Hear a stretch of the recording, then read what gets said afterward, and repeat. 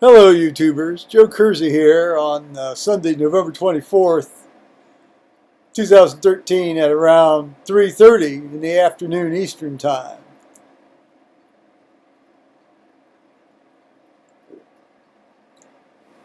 Now, I just got done making a video for next Sunday, trying to get a jump on things.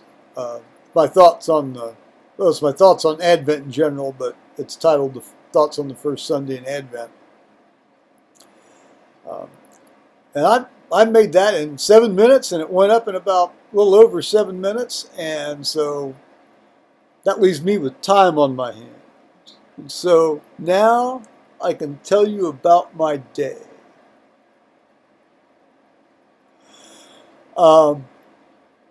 Today was Sunday, so I went to church, and I was scheduled to read. I was number one reader, meaning I do the Old Testament lesson and the prayers, and then of course you help do the wine at communion and so forth, um, and you know it's very cold this morning. I mean it was 13 this morning, just before daybreak, and I love that word daybreak. Just before first light, it was 13 degrees Fahrenheit, and it was 18 when I arrived at church, and actually when I left church about 2 hours or so, well, 2.5 hours later, they'd only gotten up to like 21. It's 21 right now. It's like the third week in January, the coldest week of the year, you know, in terms of, you know, statistically, the coldest week of the year. I got the 4,000 watt heater on. You probably hear it in the background.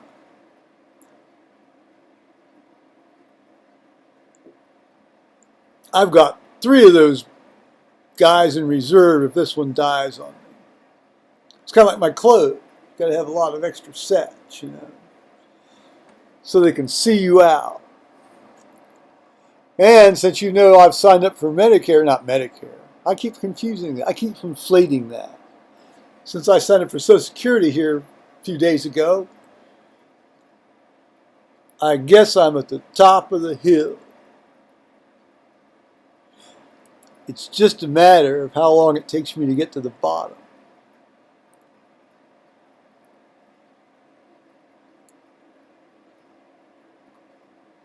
So, off to church, got there good and early. Yeah, actually, I had a really good night's sleep, which, you know, God bless God. Thank God. Yeah, that just makes all the difference in the world, you know. And this, despite the fact that,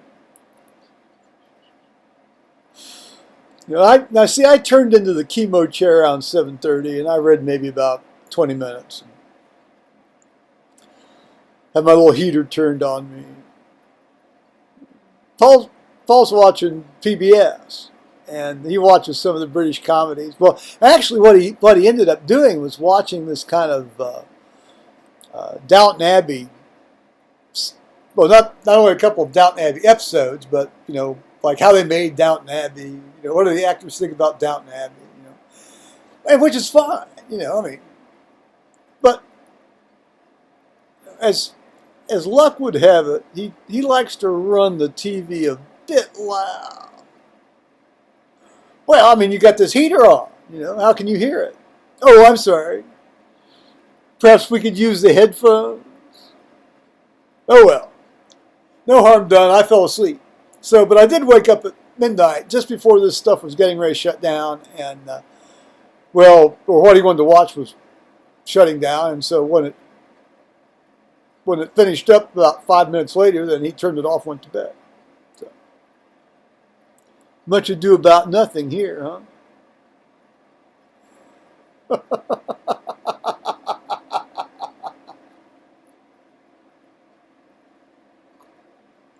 I'm going to tell you right now. He got home from work yesterday, and they've changed. You know, as good as the sausage supplier was at at this hotel. Well, see, they have two kinds of sauce. They have the patties, which are superb, and they have these links, which they're kind of crumbly and not all that tasty, but they're very adequate. Hell, they're free. You cut them up small and you mash them into some tomatoes and stuff. I mean, it's great sauce. I'm not griping, believe you me. But these were links, and they were actual links. They were like little skins, real sausage skins. This isn't something that's been mashed together out of some sort of amalgamator. These are like little real sausages. And oh, were they good. I hope he brings them a lot more of these because they've changed their supplier. We can look forward to more of that anon. I seriously hope.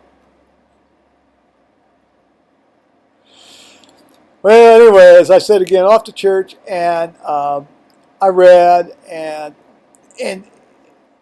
this new choir director and organ individual, plays the organ, plays piano. She comes from a Mennonite background. She came from Canada.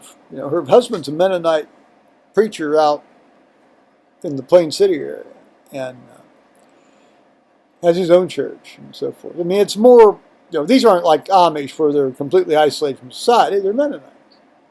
I mean, and so her music, apparently music must be a huge part of their services. I've never been to a Mennonite service, but I'm going to assume music is a huge part of their service because, as much as music was a huge part of our services under our previous two choir directors.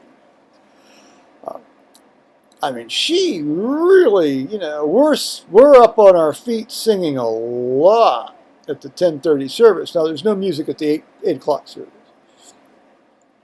And today, these were all tunes that were very easy to sing, so everybody could join in. Now, it's too bad there weren't more people there attending to join in. I think some of this had to do with the fact that, it was so cold, and you don't want to take small kids out. And I mean, even the small kids were down in number. I mean, usually we have a full complement of all these kids. And,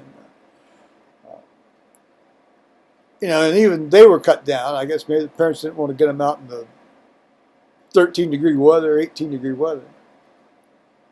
And so, fair enough. Excuse me. I imagine.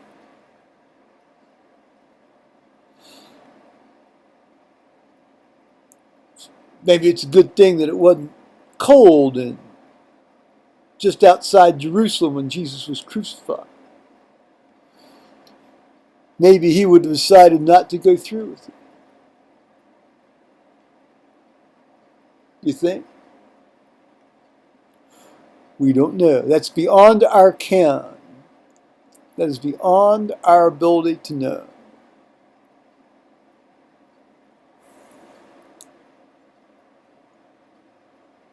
Oh, Joe, you're just being silly. Well, yes, sometimes I am. Well, actually, I'm not necessarily on this one. I remember when I was, 5 or 6, and we didn't really have adequate winter clothes. Well, winter coats. We had adequate winter clothes because our house basically was intermittently heated. My dad would fire the furnace up once a day, and when that heat died out, So you bundle up, So we had adequate clothes. But in terms of going out into the open, where the cold winds blow and things that show get chilled, or things that don't show but are inadequately not thickly covered get chilled. I think you all know wherein of I speak. Those things get cold. Guys in particular don't do well when those things get cold. Anyway, no, I remember, of course, it was like, this was before I had my tonsils out. It was like ear infection, and, then you'd get these. I got vascular headaches up regularly up to the time I was 17 years old and left home. I wonder why that was.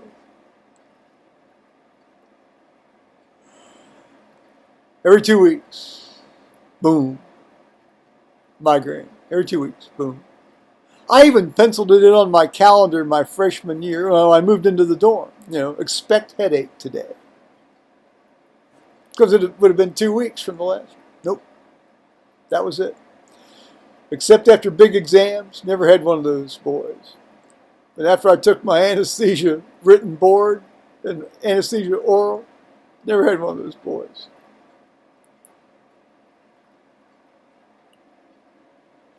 Thank God.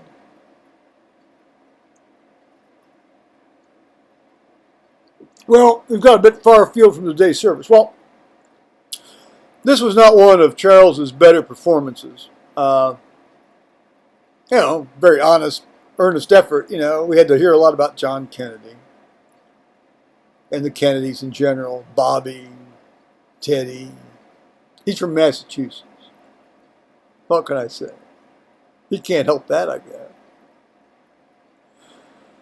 He did say, mercifully, that, since he was not alive at the time of John Kennedy's assassination, he couldn't have some sort of claim on John Kennedy as his president. Just give me a break. Just give me a break. Well, then we had to hear about a TV show. Actually, a couple of TV shows I'd never heard of. Well, and a movie I'd never heard of, and on a video game I'd never heard of. So you see, I'm sitting over there with my hands folded in my lap, not up my chest, but in my lap. I'm trying really hard not to roll my eyes. I think I did a couple of times, but I don't think it can be really that easily seen. Although some people have told me that they can tell that from afar. Here, let's try it now.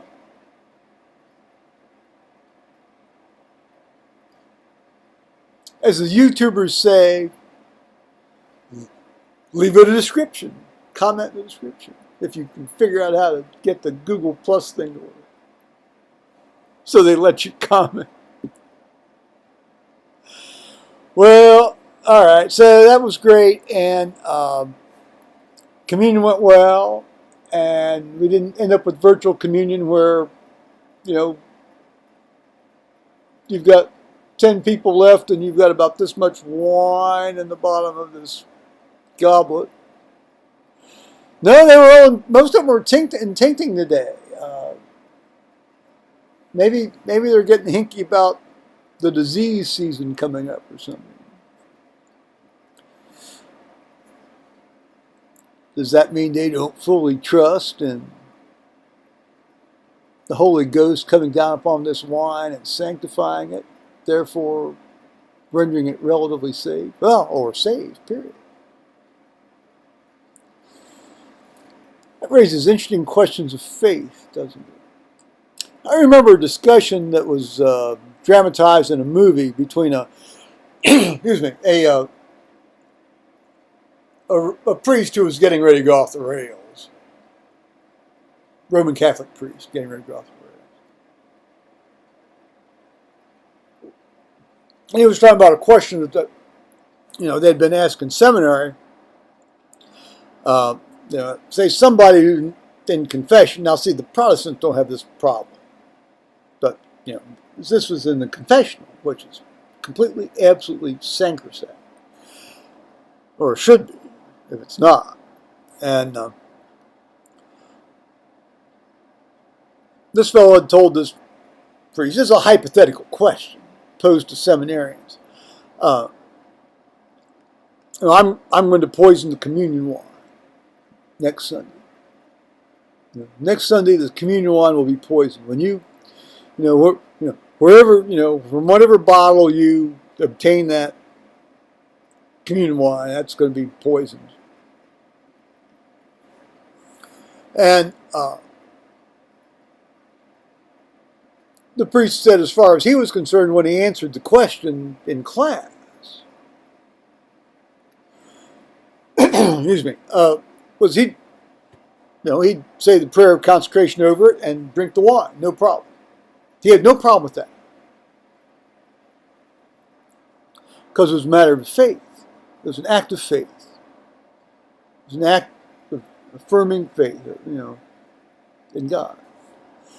And,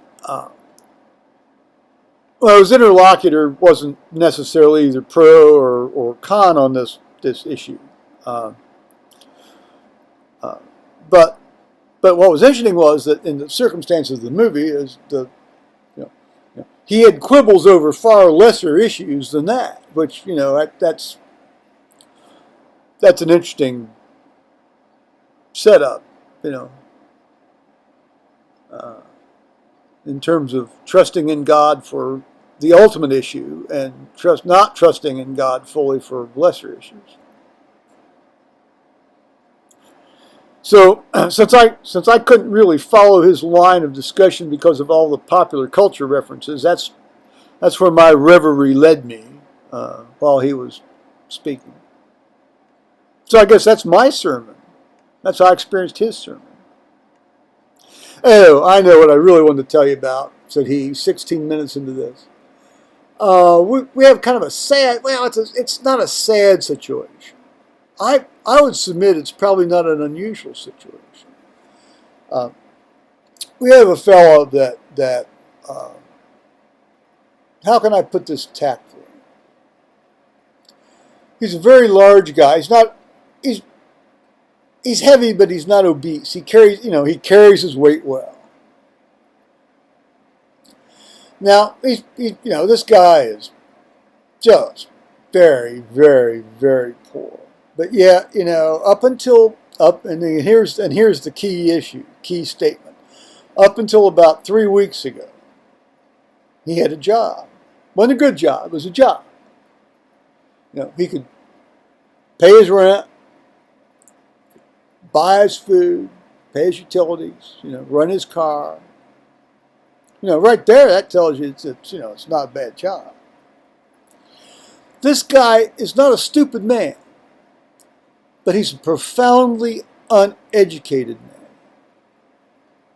Now this guy's in his mid-40s, maybe early 40s. Let's say early 40s. He's got about a 6 or 7 or 8-year-old daughter. He brings her to church on Sunday. He comes by himself. He doesn't have the best of clothes, at all. I mean, our church isn't one of these really dressy churches anyway. But, a lot of times he has the plumber's crack hanging out. There's a certain amount of self-unawareness there. His daughter adores him. He adores his daughter. And the daughter loves to come to church because she gets to go to the Sunday school and youth programs and be with kids her own age. And where she lives, she doesn't get to play with kids her own age. So I guess maybe she's not quite in school yet.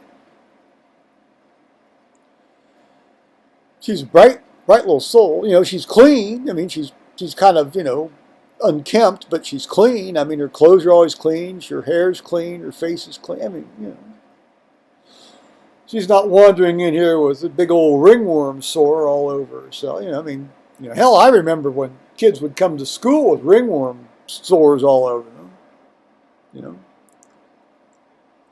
At public school when I was growing up, I remember that.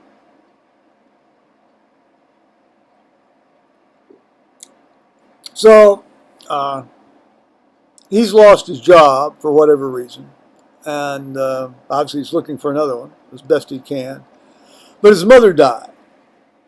His mother died here November 8th. And he had brought her to church 3 or 4 times, and wheeled her in the wheelchair with her oxygen tank and, up our little 1-story elevator we have. And he'd put her right down front and sit right behind her, and she would hold a prayer book, but she'd hold it to her chest like this. And, she would mouth the words, to the liturgy. She wasn't reading it. She just knew it off. Now, which I do too, a lot. But see, the difference is I can read. Now, I don't know if this woman could read or not. But it's very interesting today. I hadn't realized that, the situation was the way it was until today. And now tomorrow we're having the burial office for his mother. But there's been some problems, in terms of getting one of the local funeral homes to burn her up. Getting enough money and all that. Perhaps something can be done about that a little bit tomorrow. We'll see. But this woman, we take communion down here. She's always profoundly grateful. You always go to peace and shake her hand and say, "Peace of the Lord." This woman was bright as a tack. I mean, she was frail. I mean, she was a lung pulmonary cripple. She was a physical arthritic cripple. But her head was hung. Well, she died. She died here November 8th. And so tomorrow, he and we are going to bury his mother or inter his mother or do something. Certainly we're going to pray over his mother. And but to get to the point of this, ultimately, I'd, shaking his hand before the service, at the back, you go back and I go back and wait, because then we process up the aisle. And I said, "Yeah, I'm really sorry about your mother." And he said, "Yes, thank you." This guy's really, he's a big man. Not only is he big, wide, he's big, tall. And interestingly, he's got very tiny hands tinier than me. And he was carrying the service bulletins, like service bulletins. And so he took a couple steps up to where he was going to sit. He was going to go up the side aisle into one of the pews. And he waved the service bulletin, and he says, and this is something I don't know if Charles knows, our rector knows, or anybody else knows. This guy says to me, "I always take one of these," meaning the service bulletin. "I always take one of these, but I still can't read it."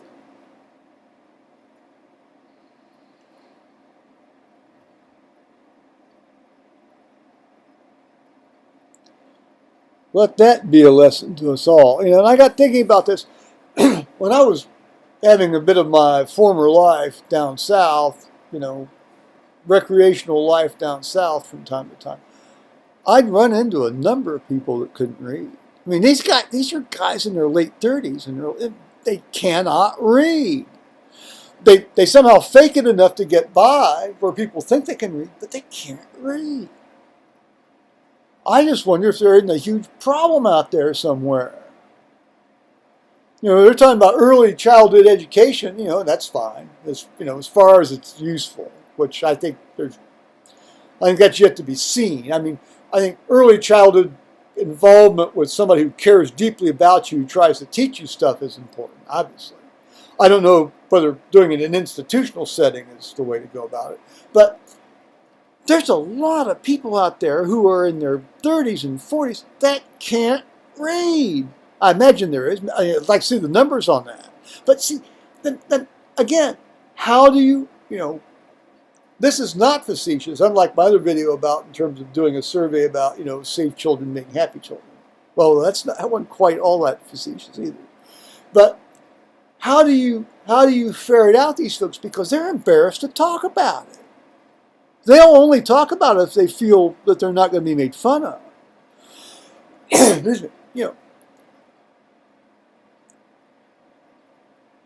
A fellow that does a lot of prison ministry work, outreach work, where he goes up and visits prisoners. Says there's a lot of those people in prison that can't read. People in their 40s and 50s that can't read.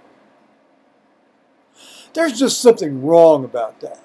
Somewhere along the line, you know, either the church or society as a whole or the government or individuals or corporately as a community, or name your favorite level of social organization. You know, there's been an intense failure here. I don't have the answer. You know, my mother taught me to read when I was 3.5. She claimed later to her regret, but I always said, thank the good Lord you did. Because I wouldn't be sitting here today talking to you like this if she hadn't. Well, all right. I've gone on longer than I expected, but that's okay. Well, I don't know. It's what it is, isn't it? So bye-bye, YouTubers, and be careful here. There it is.